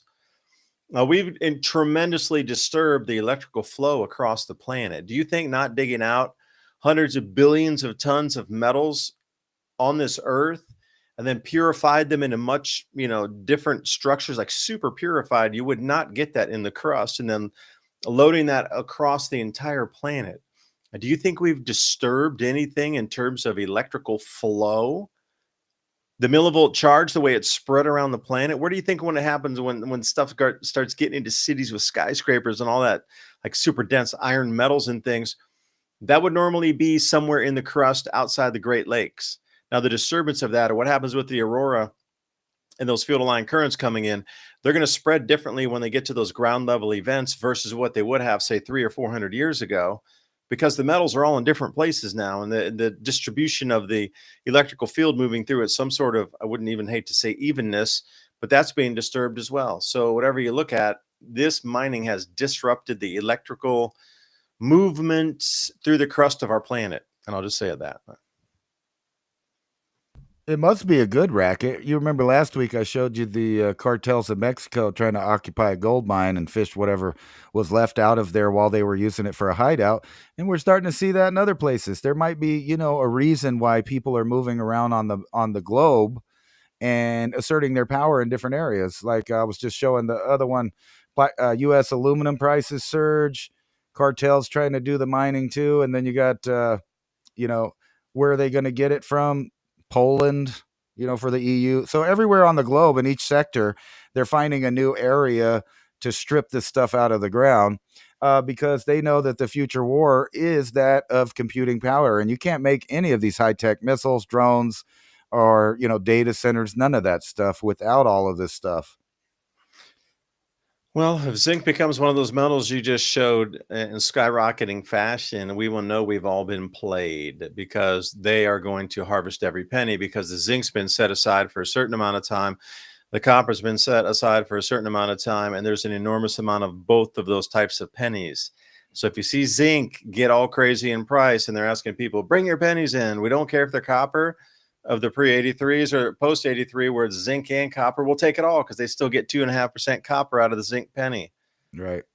So if you start to see that zinc prices going crazy and stuff, we are absolutely getting played. We are being harvested. Don't fall for the energy siphoning. It sure seems like, along with a terraforming program, that there's a mining program, and it all leads to a technological future with very few people in it. Yeah, the mining, of course, there would be a mining program as terraform program, because it'd be the same person's running both programs. Right. I'm sure there's a water purification program or a water siphoning. What was that movie back in the 70s? The spacecraft came above and then they plunged these huge, large tubes down into the water, and they were draining all the resources off the planet, like really just sucking our oceans dry. There is Oblivion with Tom Cruise that's basically. No, this is way the older. plot of This that. is like way, in the way older. 1970s or early 80s, somewhere around that time frame. You mean like Spaceballs, where they just fly up with a big vacuum cleaner and take our air? Remember No, that? it was much more like, it wasn't like V or something. It was sort of along that line, but earlier. No, I These was tubes came down and sucked Mel our oceans Brooks. dry. No, it's funny though, because from serious sci-fi over to the comical sci-fi, that's essentially what always happens, is that aliens or somebody comes here and gets our resource. I was joking about the Mel Brooks thing, because they have this big Statue of Liberty with a vacuum cleaner, like from the house, and they suck out all the air, and people are getting it out of cans like we do water, which is funny because they didn't do bottled water back then, so they kind of nailed it. It was just water, not air. But everywhere in the world, where do people think that they get clean water? It comes out of a plastic bottle. Or the earth, if you're lucky enough to be around a spring somewhere or have your own well that's dug down into pure, clean water coming off that same spring system, that same aquifer. But I do appreciate you listening to us tonight, rambling sometimes, deeper thoughts others. Ransom Godwin joining me. Also throwing up the QR code here for you to scan in if you want to join us. Civilizationcycle.com. Get the newsletter that I put out every week with the bullet points. Ransom helps me with that as well. Bullet points, that 10 of them, just to start conversations. Remember some of the data and some of the talking points that we reviewed, so then you can go off and do more of your research. And again, holiday time, you have that thing printed out. You're like, hey, what about this? But anyway, I appreciate you sticking around. I hope you got something out of our talk, and please support our sponsors. And if you like this kind of video and this type of podcast content, we try to keep the most relevant news that's, at least what I feel, is a guide to be able to protect yourself and your families moving forward. So if you find that valuable, buymeacoffee.com/civilization cycle. Ransom, take us out for the night. So I thought I would mention that I kind of got access to the Telegram channel for the Civilization Cycle podcast Telegram, and I'll be sharing all kinds of stories on there. Some of you guys that are in there noticed that I've been doing that. So to keep you up to date to the upcoming conversation we're going to have on Thursday. So a lot of the listeners will be a little bit pre-educated on our topics. Dive deep.